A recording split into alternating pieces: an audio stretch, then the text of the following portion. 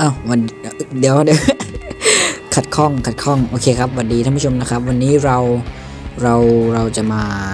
มาสอนนะครับสอนใส่เสียงเอฟเฟกต์นะครับชื่อ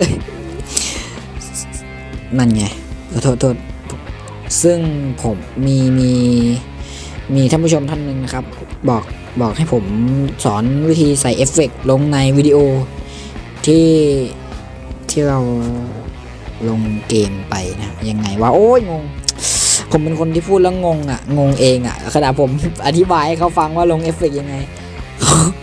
เขาก็ยังงงผมยังงงเองผมพิมพ์อะไรไปไม่รู้ครับผมก็เลยบอกว่าโอเคถ้างงเดี๋ยวผมทำคลิปสอนให้นะ ง่ายๆเลยนะก็คือเราต้องเขียนไปเลยเซิร์ชตาม Google อย่างเงี้ยนะเข้าไปเขียนว่า sound effect พิมพ์ไปเลย sound effect sound มันเขียนยังไงวะนี่ sound effect ตลกฟูลแชร์อะไรอย่างงี้นะฮะเราก็เจอแล้วแค่เนี้ยตลกขำๆอะไรอย่างงี้นะไหนวะโหลดตรงไหนเนี่ยมันจะมีให้แตกไฟล์เลยนะถ้าเราโหลดมาอันไหนที่แตกไฟล์อันนั้นใช้ได้นะตลก MP3 ด้วยตายหา Sound Effect นะครับไว้แคสเกมเป็นไงใช้ได้เลยแนะนำเป็น for share เลยฝานะเขียน for share ไปเลยขี้เกียจทำอะไรยุ่งยากมากมายโอเคเนี่ย เวลาผมทำอะไรเงี้ยผมทำแล้วผมงงเองนะจริงๆแบบผมอธิบายให้เป็นน้องก็บอกว่าน่าจะน้องมั้งไม่น้องก็พี่นะขออภัยด้วยผมอธิบายให้เขาฟังว่าไอเนี้ยหาเซิร์ชใน Google เลยนะก็ไปโหลดมาซะ Sound Effect แล้วผมก็อธิบายไปเรื่อยๆผมก็งงเองนะผมก็เลยพิมพ์ไปว่าถ้างงเดี๋ยวผมทำคลิปให้ดูเขาก็เลยบอกว่างงโอเค Sound Effect ใช้ Sound วะไหนEffect FX Sound กูขี้เกียจพิมพ์ผิดตลอดเลยกูโอ้ยทำอะไรงงคลิปนี้ก็จะยาวก็ขอโทษด้วยถ้ามันยาวนะโอเคซาวเห็นอย่างนี้งงโทษโอเคซาวเอฟเฟกซาวไม่ซาวเอฟเฟกนะซาว FX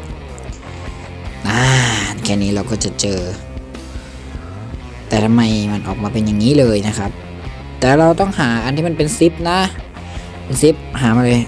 แบบซิปนะเผื่อเจอโอเคเจอแล้วซาวด์เอฟเฟกต์เยอะเลยใช้ได้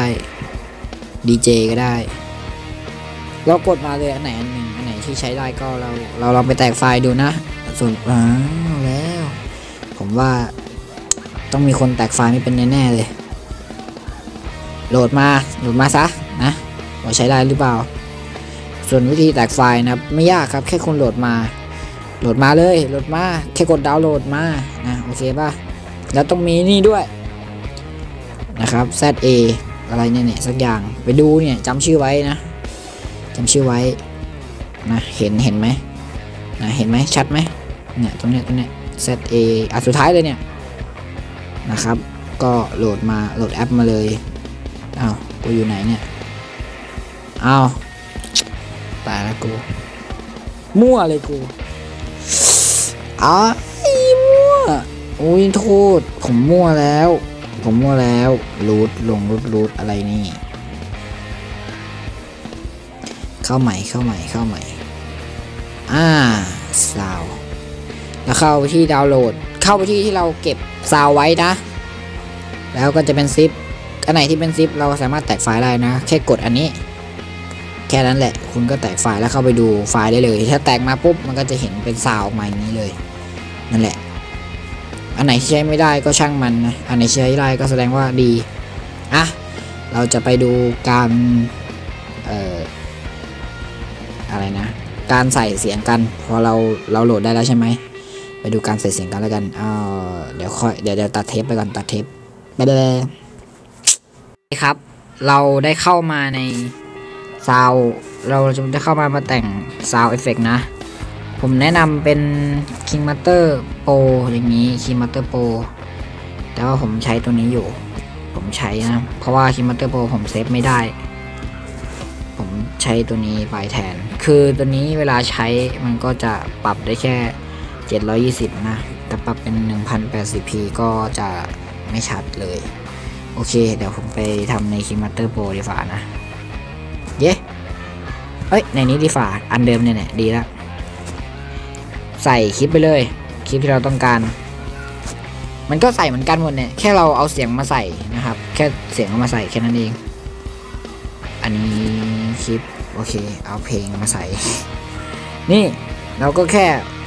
ฟังไปพูดอะไรเนี่ยโอเคสมมุติเราจะใส่เสียงเอฟเฟกต์เข้าไป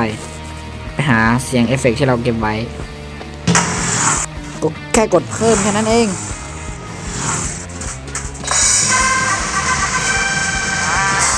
เอาเอฟเฟกต์นี้ดิ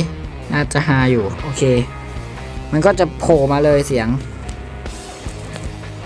ฟังไม่มีซาวนี้ไม่มีแล้วก็อดใช้ไปนะครับอันไหนที่ใช้ได้อันนี้ใช้ได้แน่นอนผมคิดผมจำได้ว่าผมเคยใช้นะครับมันก็จะเป็นเสียงครึ่งหนึ่งเสียงเอฟเฟกต์ครึ่งหนึ่งเสียงวิดีโอครึ่งหนึ่งอย่างนี้โอเคก็ไม่น่าจะงงนะ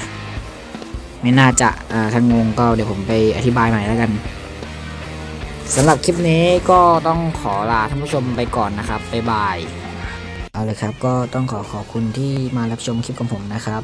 วันนี้ผมไนท์เกมล็อกก็ต้องขอลาท่านผู้ชมไปเพียงเท่านี้นะครับอย่าลืมกดไลค์กด Subscribe กันด้วยล่ะขอบคุณที่เข้ามารับชมจ้าบ๊ายบายตบมือหน่อยตบมือ